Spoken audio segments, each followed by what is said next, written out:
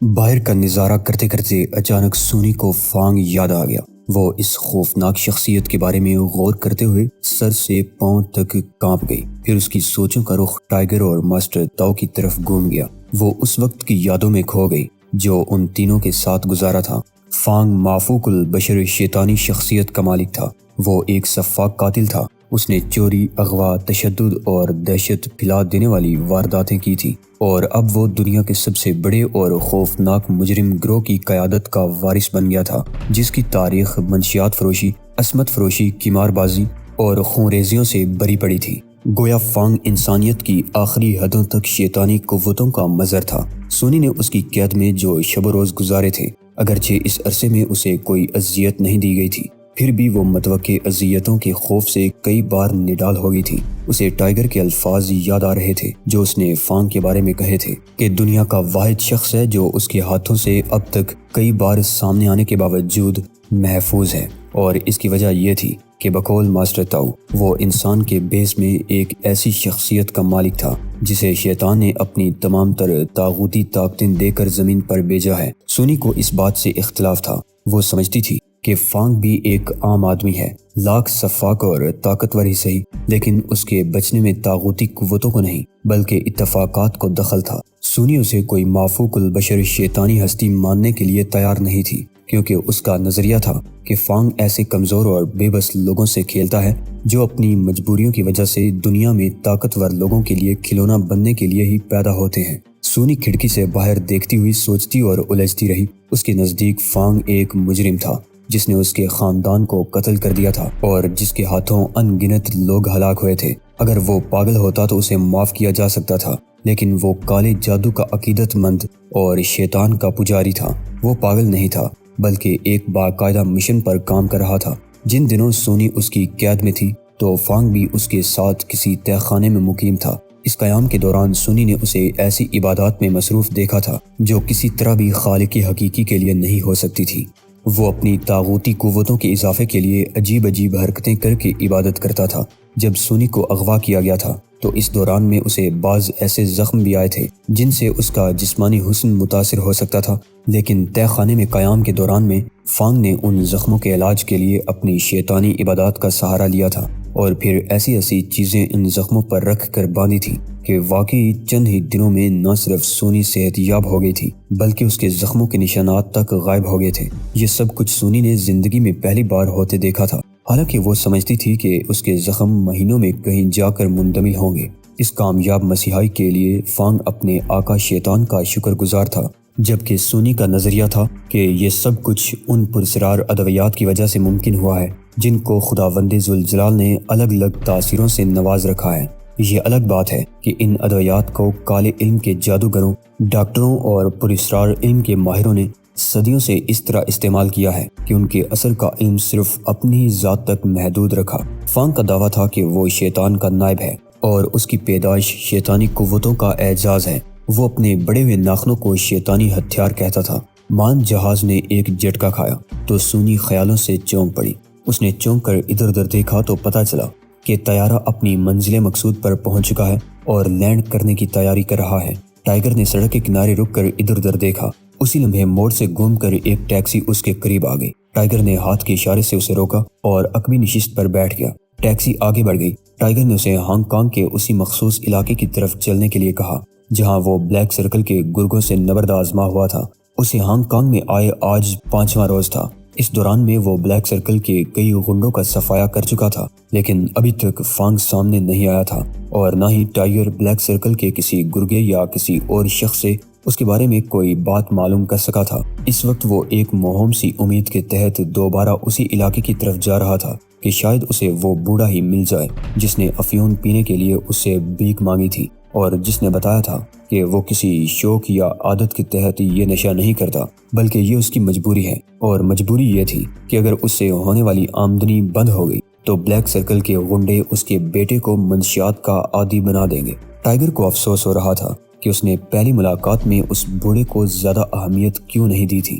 وہ اس سے کم از کم یہ تو پوچھ ہی سکتا تھا کہ لوگوں کو منشیات کا عادی بنانے کا کام کہاں ہوتا ہے اور اس سلسلے میں کون لوگ کام کرتے ہیں۔ ایسے لوگوں سے مل کر اگر وہ فانگ تک پہنچنے میں کامیاب نہ بھی ہوتا تو کم از کم انہیں ٹھکانے لگا کر آئندہ پیدا ہونے والے نشے بازوں میں کمی کا باعث تو بن ہی سکتا تھا۔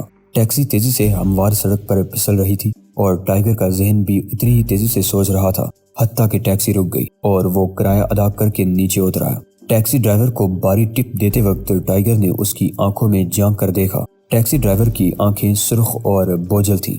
یہ بے خوابی کا اثر تھا یا اس نے کوئی نشہ کر رکھا تھا؟ ٹائیگر اس کا فیصلہ نہ کر سکا۔ سنو، ٹائیگر نے کھڑکی پر کوہنی جماتے ہوئے اس کی طرف جھک کر کہا، کیا تم مجھے کسی ایسی جگہ لے جا سکتے ہو جہاں سے آسمانوں کی طرف پرواز کی جا سکتی ہو؟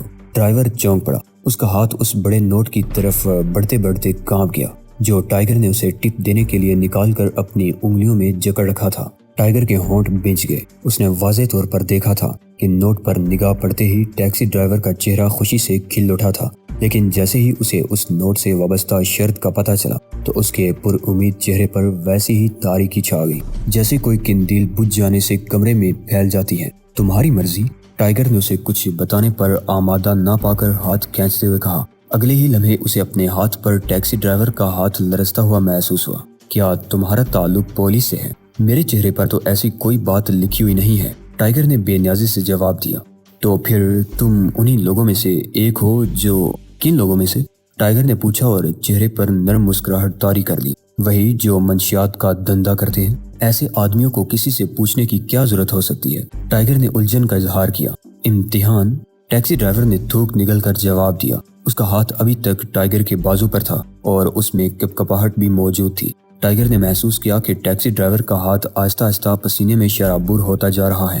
یہ نوٹ رکھ لو اور جاؤ، ٹائیگر نے کہا اور نوٹ اس کے ہاتھ میں تھما کر پلٹ کر چلنے لگا۔ لیکن ابھی وہ 2 ہی قدم آگے گیا تھا کہ عقب سے ٹیکسی ڈرائیور کی آواز سن کر رک گیا۔ بیٹھ جاؤ دوست، ڈرائیور کہہ رہا تھا، میں تمہارے لیے یہ خطرہ مول لینے کے لیے تیار ہوں۔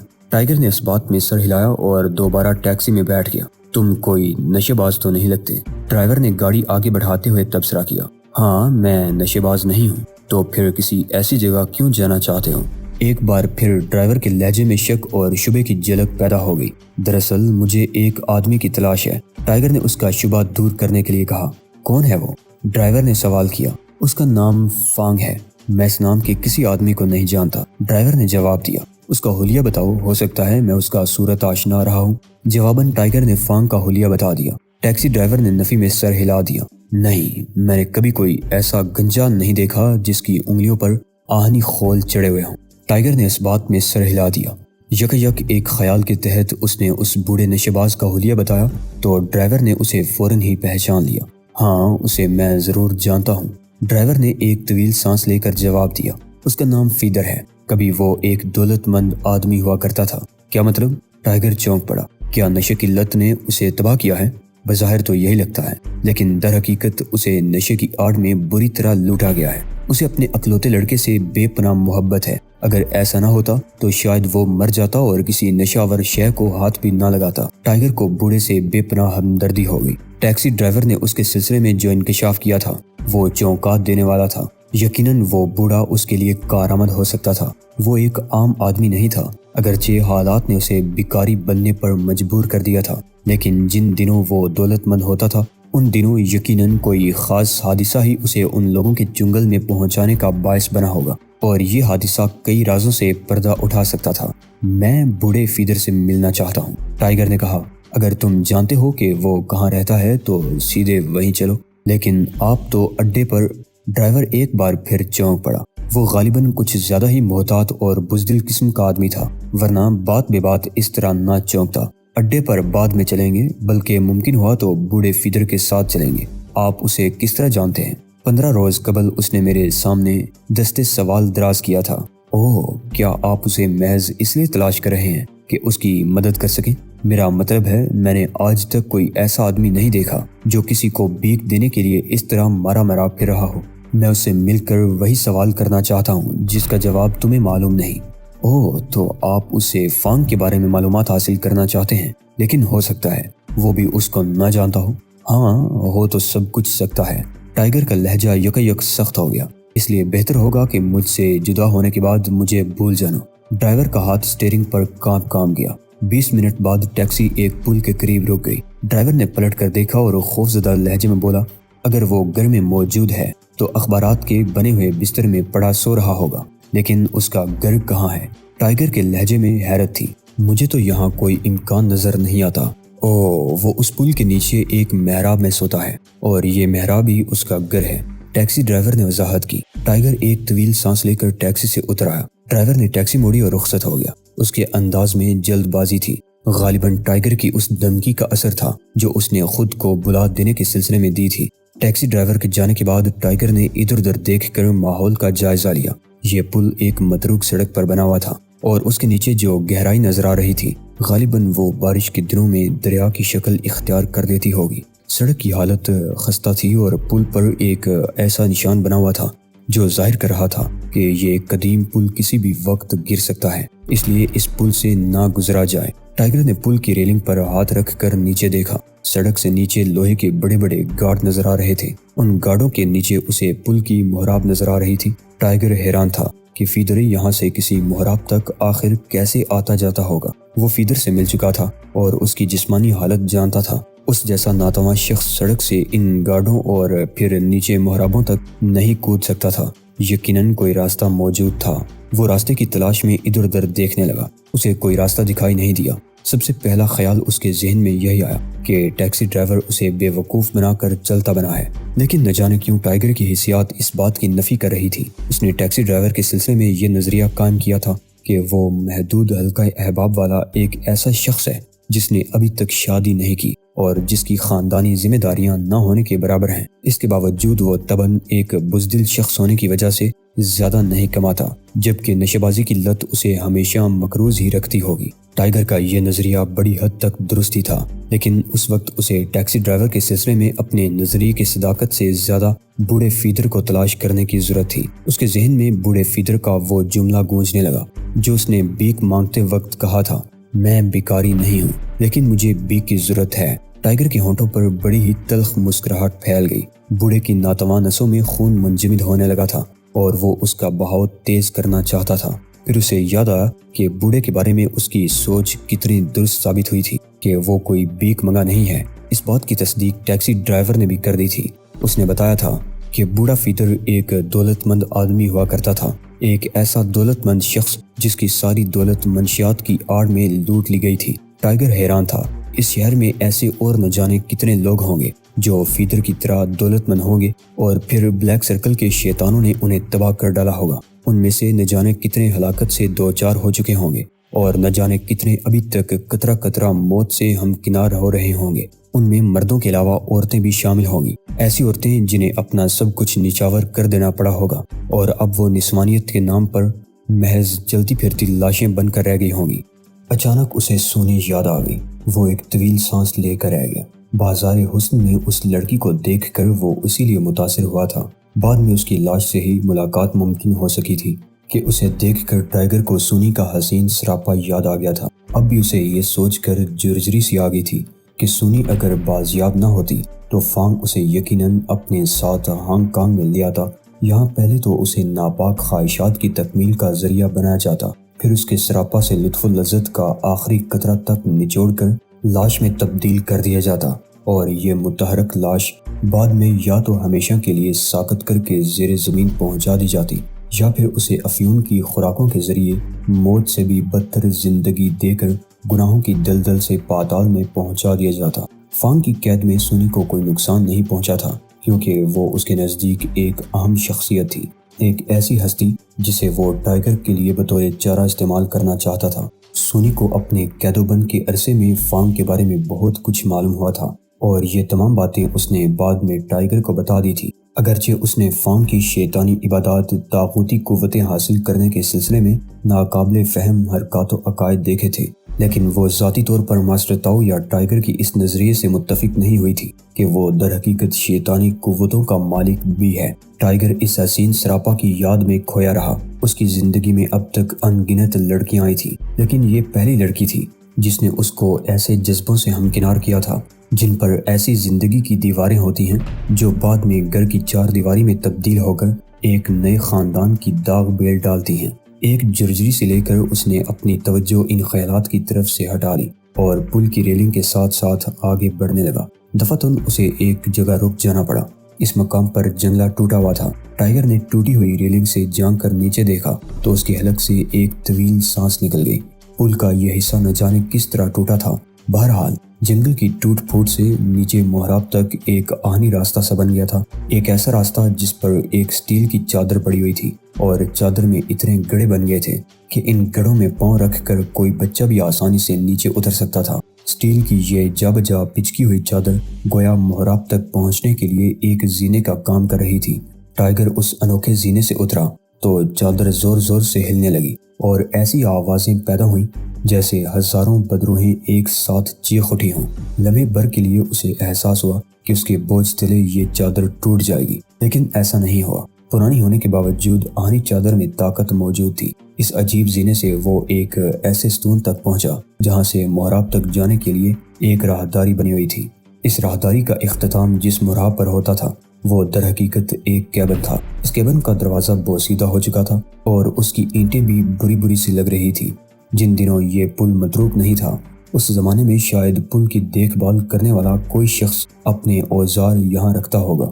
ٹائیگر سوچ رہا تھا کہ اسے ٹیکسی ڈرائیور کو روک لینا چاہیے تھا، نہ جانے فیدر اپنے گھر میں موجود بھی ہے یا نہیں۔ اس نے فیصلہ کیا کہ اگر بوڑھا موجود نہ ہوا تو وہ شام تک یہیں اس کا انتظار کرے گا، اور پھر یہ سوچ کر تو اس کے ہونٹوں پر بڑی ہی پیاری مسکراہٹ کھیل گئی کہ بوڑھا فیدر اسے دیکھ کر کس قدر حیران ہوگا۔ ٹائیگر چونک پڑا۔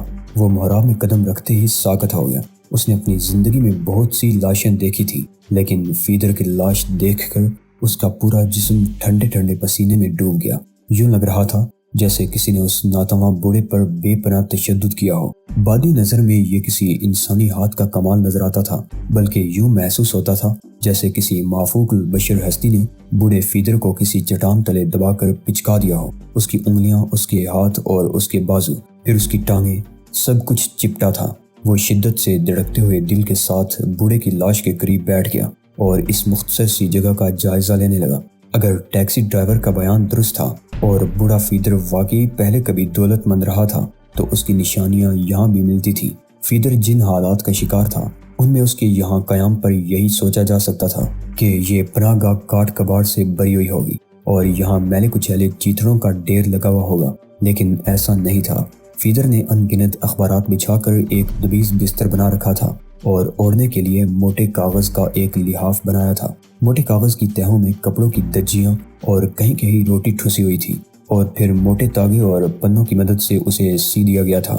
برتن اگرچہ تعداد میں 2-3 ہی تھے لیکن صاف ستھرے تھے اور انہیں ایک طرف سلیقے سے رکھا گیا تھا۔ ٹائیگر ایک بار پھر لاش کی طرف متوجہ ہو گیا۔ اسے بڑی اذیت دے کر ہلاک کیا گیا تھا۔ وہ یہ سوچے بغیر نہ رہ سکا کہ بوڑھے سے کسی خاص راز کو اگلوانے کے لیے ایسا کیا گیا ہوگا، لیکن وہ راز کیا ہے؟ یا تو وہ شخص یہ معلوم کرنے میں کامیاب ہو گیا تھا جس نے فیدر کو اتنی اذیت ناک موت سے ہمکنار کیا تھا، یا پھر یہ راز بوڑھا اپنے ساتھ ہی لے کر مر گیا تھا۔ ٹائیگر نے اس محدود سی جگہ کی تلاشی لی، اخباروں کا بنا ہوا بستر پرزے پرزے کر دیا اور پھر کاغذی لحاف بھی چیر ڈالا، لیکن اسے کوئی ایسی چیز نہ مل سکی جس سے فیدر کی پراسرار موت کا عقدہ حل ہوتا۔ ٹائیگر نے بوڑھے کی لاش جوں کی توں چھوڑ دی اور کیبن سے باہر آ گیا۔ وہ سوچ رہا تھا کہ شہر جا کر کسی جگہ سے پولیس کو فون کر کے اس لاش کی اطلاع دے دے گا تاکہ وہ لوگ اس کی تدفین وغیرہ کا کام مکمل کر سکیں۔ شام کے وقت ایک فوجی جیپ تیزی سے صحرا میں دوڑ رہی تھی۔ اس میں سونی کے ساتھ 3 مسلح سپاہی تھے اور ان کے پاس .50 کی دور مار رائفلیں تھیں۔ اس جیپ کا رخ سناجوک گاؤں کی جانب تھا۔ اندھیرا ہونے سے قبل ہی وہ منزل مقصود پر پہنچ گئے۔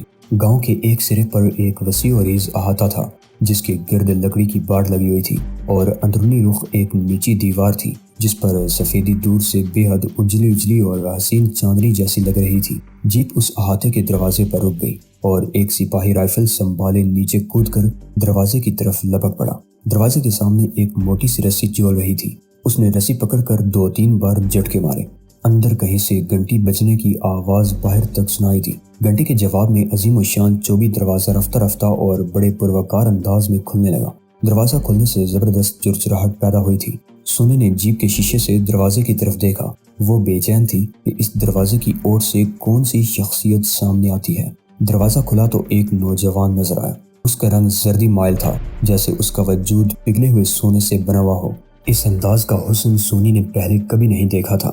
وہ مبہوت سی بیٹھی اس نوجوان کو دیکھتی رہ گئی جو اپنے سامنے کھڑے سپاہی سے بات کر رہا تھا۔ سپاہی کی بات پر اس نے بڑے پروکار انداز میں سر کو اسبات میں ہلایا اور جیپ کی طرف ہاتھ سے اشارہ کیا۔ اشارہ پا کر سپاہی جیپ کی طرف پلٹ پڑا۔ سونی کو بڑے ادب سے نیچے اتارا گیا اور پھر وہ نوجوان اسے لے کر واپس دروازے کی طرف چل دیا۔ دروازہ سونی کے عقب میں بند ہوا تو اس نے تیزی سے کم ہوتی ہوئی جوری میں جیپ کو صحرا کی طرف واپس جاتے دیکھا۔ پھر دروازے کی عظیم کیواڑ ایک دوسرے میں پیوست ہو گئے۔ میرا نام موہان ہے، سنہرے جسم والے حسین نوجوان نے دروازہ بند ہونے پر اپنا تعارف کرایا۔ نوجوان کے انداز سے ظاہر ہوتا تھا کہ وہ سونی کے حسن بلاخیز سے بے حد متاثر ہوا ہے اور وہ ابھی تک اس کی سحر انگیز شخصیت کے اثر سے نکلنے میں کامیاب نہیں ہو سکا۔ سونی نے اندرونی احاطے کا جائزہ لیا۔ بڑا ہی وسیع و عریض احاطہ تھا۔ اس کا رقبہ کسی بھی طرح 400 مربع فٹ سے کم نہیں ہوگا۔ اس کے درمیان ایک پگوڈا بنا ہوا تھا جسے دیکھ کر سونی نے سوچا کہ یہ پرانی قسم کی عبادت گاہ رہی ہوگی۔ پگوڈا تک چوکور پتھروں کا راستہ بنا ہوا تھا۔ ان پتھروں کو صحرائی ہوا کے جھونکوں نے صاف ستھرا کر دیا تھا اور ان پر ریت کا ایک ذرہ بھی دکھائی نہیں دیتا تھا۔ احاطے میں چند سوکھے درخت تھے۔ موہان اپنی مہمان کے ساتھ چھت کے نیچے پہنچ گیا۔ پھر اس نے اندرونی دروازہ کھول دیا۔ یہ ایک تاریک کمرہ تھا جس میں باہر سے روشنی داخل نہیں ہو سکتی تھی۔ وہاں بڑی بڑی 2 موم بتیاں روشن تھیں جن کی زرد روشنی بڑی ہی پراسرار محسوس ہو رہی تھی۔ سونے کی نگاہ قربان گاہ کی طرف اٹھ گئی۔ وہاں ایک نوجوان بیٹھا ہوا تھا۔ اس کے انداز سے ظاہر ہو رہا تھا کہ وہ مراقبے میں ہے۔ وہ اس کے قریب پہنچ گیا لیکن ان کے قدموں کی چاپ سے بھی وہ نوجوان بیدار نہیں ہوا۔ یوں لگ رہا تھا جیسے اس نے ان کی آوازیں سنی ہی نہ ہوں۔ میں موہان ہوں، موہان نے کہا، لیکن پھر بھی اس جوان کا استغراق نہ لوٹا۔ تب موہان نے سونی کی طرف دیکھا اور سرگوشی کی۔ یہ ڈریگان ہے۔ اس کا اشارہ دوسرے نوجوان کی طرف تھا۔ تمہیں کچھ دیر انتظار کرنا پڑے گا۔ یہ کہہ کر وہ 2 زانو ہو کر ڈریگان کے سامنے بیٹھ گیا۔ اگلے لمحے اس کی آنکھیں بھی بند ہو گئیں اور وہ مراقبے میں چلا گیا۔ سونی دلچسپی لینے والی نگاہوں سے ان دونوں کی طرف دیکھتی رہی۔ چند لمحوں کے بعد موہان نے آنکھیں کھول دی۔ اب وہ ڈریگان کو گھور رہا تھا۔ اس کی نگاہ ڈریگان کی پیشانی کے درمیانی حصے پر جمی ہوئی تھی۔ وہ اسی مقام پر ڈریگان کو گھورتا رہا اور وقت آہستہ آہستہ اور دبے پاؤں گزرنے لگا، حتیٰ کہ ڈریگان کی پیشانی پر ایک سلوٹ نمودار ہونے لگی۔